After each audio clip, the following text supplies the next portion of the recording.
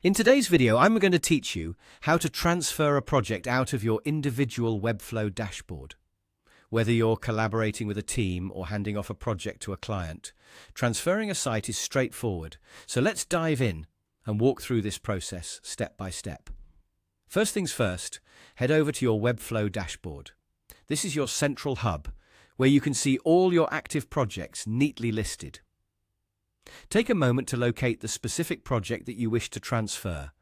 It's essential to make sure you're selecting the correct site, especially if you manage numerous projects simultaneously. Once you've identified the site, look for the horizontal 3 dots icon, typically found next to the project name. Clicking on this icon will open a small menu with various options.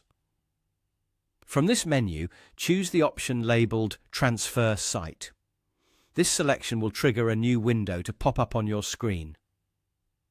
This is where you have the flexibility to decide the destination for your site.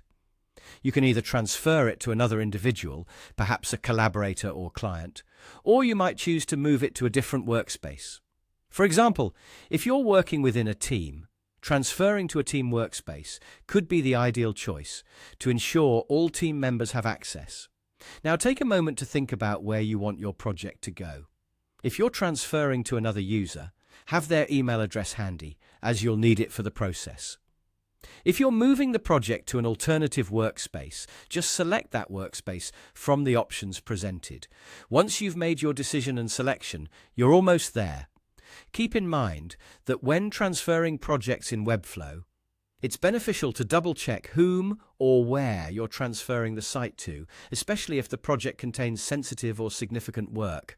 Double-check that all details are correct, and when you're ready, go ahead and click on the Transfer button. This action will initiate the transfer process, and just like that, your project is on its way to its new home. So, to recap, whether you're transferring your project to a new user or shifting it to an alternate workspace, the steps are straightforward. It's all about being in the right mindset and a bit of careful clicking. Ensuring clarity and following these simple steps can save you time and effort in the long run. Thanks for joining me in this tutorial today. I hope you found it helpful, and if you have any questions or need further assistance, feel free to reach out. Happy Webflow project transferring, and I'll see you in the next video.